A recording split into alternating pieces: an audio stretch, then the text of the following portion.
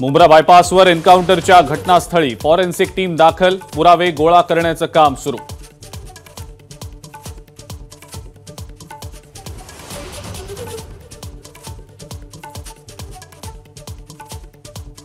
बदलापुरातील शाळा प्रशासनाला वाचवण्यासाठी अक्षय शिंदेचा एन्काउंटर, ठाकरेंच्या शिवसेनेचा गंभीर आरोप, ट्विट करत आदित्य ठाकरेंकडून सवाल उपस्थित।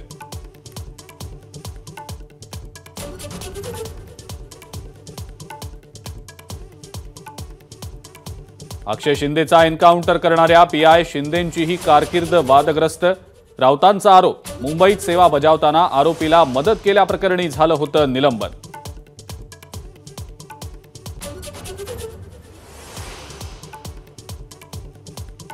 मुंबईतल्या जेजे हॉस्पिटलमध्ये एन्काउंटर झालेल्या अक्षय शिंदेचं शवविच्छेदन सुरू, कायदेशीर प्रक्रियेनंतर मृतदेह सोपवणार, पोलीस खोटं बोलत असल्याचा कुटुंबियांचा आरोप।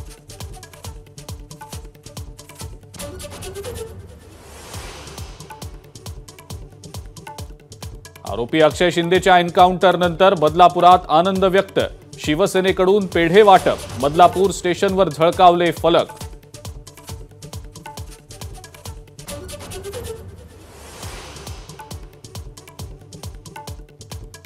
केंद्रीय गृहमंत्री अमित शहा 2 दिवसांच्या महाराष्ट्र दौऱ्यावर, विदर्भ आणि मराठवाड्यातल्या पदाधिकाऱ्यांशी संवाद साधणार, रात्री 9 वाजता मुख्यमंत्री आणि उपमुख्यमंत्र्यांसोबत बैठक।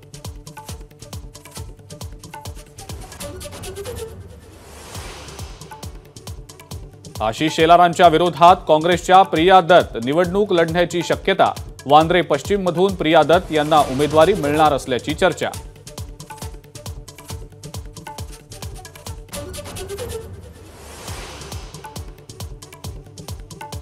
जागा वाटपामध्ये कितीही जागा मिळाल्या तरी शिंदेंच्या शिवसेनेचं मिशन 100+, राज्यातल्या 110 मतदारसंघांची चाचपणी करून अहवाल मुख्यमंत्री एकनाथ शिंदेंना सादर।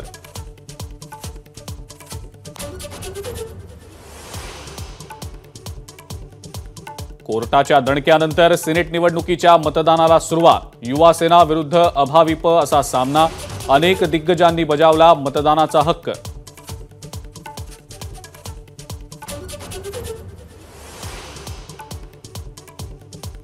काही अधिकारी आचारसंहितेसाठी कामं लांबवत असल्याची मंत्री सुधीर मुनगंटीवारांची टीका, कालच्या कॅबिनेटमध्ये मुख्यमंत्री आणि उपमुख्यमंत्र्यांसमोर तक्रारीचा सूर।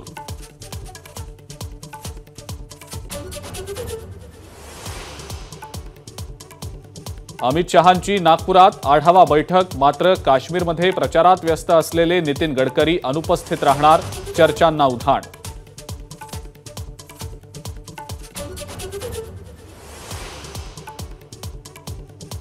सिद्धिविनायक मंदिराच्या प्रसाद टोपलीमध्ये उंदीर आढळल्याचा व्हिडिओ व्हायरल, प्रसाद उंदरांनी कुरतडल्याची शक्यता, क्लिप तथ्यहीन, मंदिर समिती अध्यक्ष सरवणकरांची प्रतिक्रिया।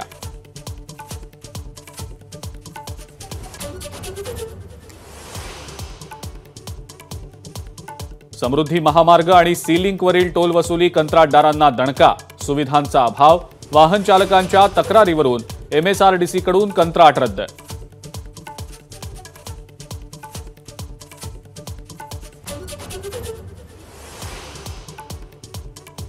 सिंधुदुर्ग जिल्ह्यामध्ये सध्या परतीच्या पावसानं झोडपलं, वैभववाडीतील भुईबावडा घाट दरड कोसळल्यामुळे गेल्या 16 तासांपासून बंद।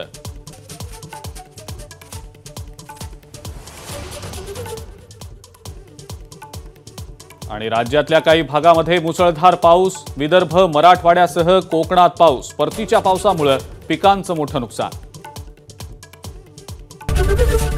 एबीपी माझा, उघडा डोळे बघा नीट।